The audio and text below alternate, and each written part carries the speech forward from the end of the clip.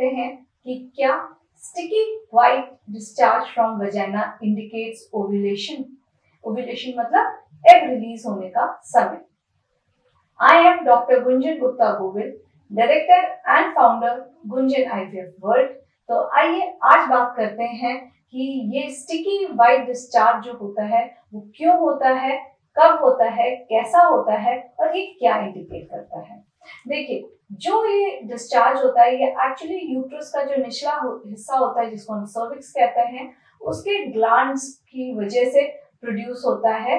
ये cervical mucus या discharge जो होता है इसके दो पर्पस होते हैं। एक तो ये जो है आपका ओव्यूलेशन, एग रिलीज होने के टाइम ये एक तरह से प्लेटफॉर्म प्रोवाइड करता है, एक मीडिया प्रोवाइड करता है जिससे स्पर्म आराम से ट्रैवल करके आपके एग तक पहुंच सके।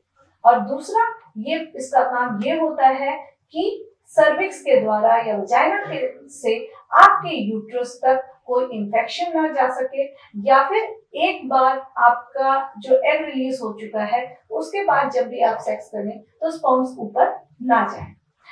ये कैसे वेरी करता है, क्या होता है, हमारी जो एक मेंस्ट्रुअल साइकिल होती है वो करीब करीब 28 दिन की होती है। इसमें शुरू के 4 दिन जो है आपके पीरियड्स आ रहे होते हैं, इस समय कोई डिस्चार्ज नहीं होता है।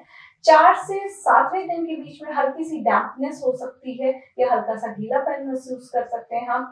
4 to 7 डे के आसपास जो ये डिस्चार्ज क्रीमी कलर के नेचर का हो सकता है।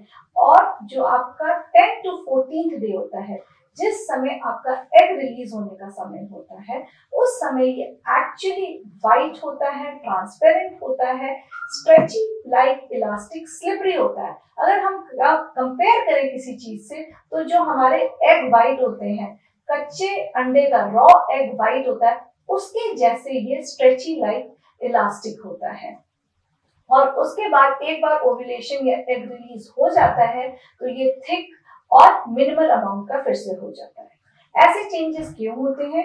ये इसलिए होते हैं कि जब आपकी पीरियड साइकिल शुरू होती है उसके बाद जो है अंडाशय या ओवरी में एग डेवलप होना शुरू होता है, जो कि ईस्ट्रोजन हार्मोन बनाता है।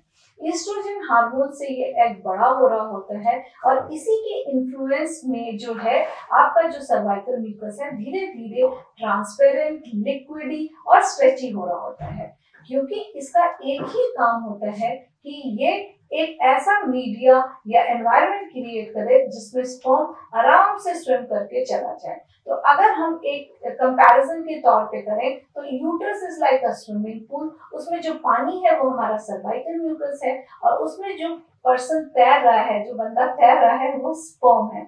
इसीलिए वो एक पर्सन कब स्विम कर पाएगा, कब कर पाएगा जब पानी बिल्कुल क्लियर है। मडी वाटर में नहीं कर पाएगा। इसीलिए जब क्लियर ट्रांसपेरेंट म्यूकस होता है उस समय स्पर्म स्विम कर सकता है, क्योंकि उसी समय एग रिलीज होता है और इस समय इंटरकोर्स करने से आप प्रेग्नेंट हो सकते हैं। सो दैट इज व्हाई जो स्ट्रेची आपका स्लिपरी वाइट वजाइनल डिस्चार्ज या cervical mucus is a sign of ovulation.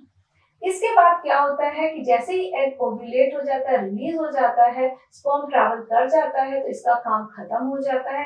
उसके बाद हमारा दूसरा हार्मोन प्रोजेस्टेरोन बढ़ जाता है, जो चेंजेस करता है जैसे कि आपका यूट्रस एम्ब्रियो को अच्छे से रिसीव कर सके। तो इस प्रोजेस्टेरोन हार्मोन के इन्फ्लुएंस में जो हमारा सर्वाइकल म्यूकस है वो ड्राई हो जाता है, थिक हो जाता है और ये डुअल पर्पस देता है, जैसे कि आपको कोई इन फ्यूचर आप इंटरकोर्स करें या कुछ भी करें उससे कभी कोई इंफेक्शन ना ट्रैवल हो ऊपर आपके यूट्रस को, और दूसरा स्पर्म भी वापस ना जाए, क्योंकि ओव्यूलेशन के टाइम ही हम चाहते हैं कि स्पर्म एग तक पहुंचे, जैसे कि आप कंसीव या प्रेग्नेंट हो सके।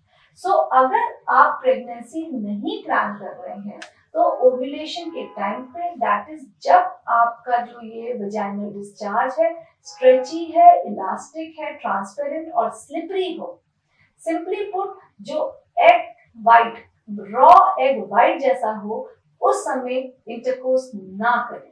और अगर आप प्रेगनेंसी प्लान कर रहे हैं तो उस समय जरूर इंटरकोर्स करें।